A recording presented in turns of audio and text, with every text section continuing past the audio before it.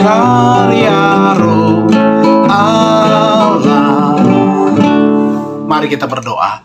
Bapa kami dalam kerajaan surga, di pagi ini kami siap lagi untuk belajar sabda firman-Mu. Biar kiranya kami mendapatkan kekuatan dan pengertian dari kebenaran firman Tuhan ini. Tuntunan kuasa Roh Kudus menjadi bagian kami. Di dalam nama Tuhan Yesus Juru Selamat kami persembahkan doa ini. Amin. Oke, hari ini hari yang baru, tanggal 14 Agustus. 14 Agustus dan judul renungan pagi kita adalah semua dosa akan diampuni kecuali satu. Ayat tema berbunyi demikian. Aku berkata kepadamu, sesungguhnya semua dosa dan hujat anak-anak manusia akan diampuni. Ya, semua hujat yang mereka ucapkan. Tetapi apabila seorang menghujat Roh Kudus, ia tidak mendapat ampun selama-lamanya, melainkan bersalah karena berbuat dosa kekal. Markus 3 ayat 28 dan ayat 29. Kita ikuti akan penjelasannya. Apa yang merupakan dosa terhadap Roh Kudus? Itu adalah dosa yang menyatakan pekerjaan Roh Kudus sebagai pekerjaan iblis.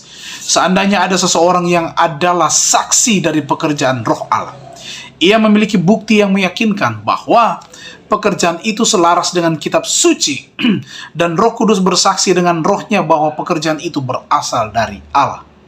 Kemudian dia jatuh di bawah pencobaan kesombongan, keras kepala, atau sifat jahat lainnya mengendalikannya, dan menolak semua bukti dari karakter ilahi, dan dia menyatakan bahwa apa yang sebelumnya diakui sebagai kekuatan Roh Kudus adalah kekuatan iblis.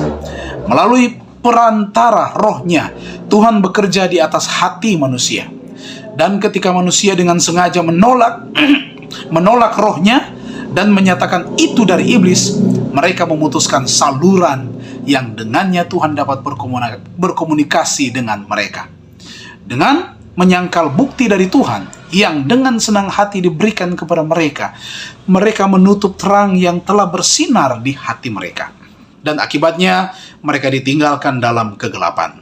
Dosa apapun, jika jiwa bertobat dan percaya, kesalahan itu akan dibasuhkan di dalam darah Kristus. Tetapi barang siapa yang menolak pekerjaan Roh Kudus, berarti menempatkan dirinya sendiri di tempat di mana pertobatan dan iman tidak dapat datang lagi padanya. Dengan Roh Kudus Tuhan bekerja dalam hati. Jika manusia dengan sengaja menolak Roh Kudus dan mengatakan bahwa itu datangnya dari setan, mereka memutuskan saluran yang olehnya Allah dapat berhubungan dengan mereka. Jika akhirnya roh itu ditolak, tidak ada lagi yang dapat diperbuat oleh Allah untuk jiwa yang demikian. Saudara-saudara, jangan sekali-kali kita mendukakan Roh Kudus. Justru kita berdoa supaya Allah Roh Kudus yang akan menuntun kehidupan kita. Mari kita berdoa. Bapa di surga, terima kasih firman-Mu menguatkan iman kami, bahwa kami jangan menolak Roh Kudus atau mendukakan Roh Kudus.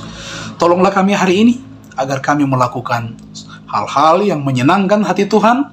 Kami boleh setia kepada kehendak Tuhan. Dan semua kami yang sudah beribadah di pagi ini, kami diberkati dengan berkat materi, berkat kesehatan, berkat kekuatan iman, dan kami dapat bermasyarakat juga dengan baik. Hari ini, kehendak Tuhan yang jadi bukan kehendak kami, kelimpahan berkat menjadi bagian semua umat-umat Tuhan yang sudah beribadah. Karena doa ini kami hanya alaskan di dalam nama Tuhan Yesus yang adalah Juru Selamat dan penebus dosa kami. Amin. Terima kasih. Tuhan Yesus memberkati kita semua.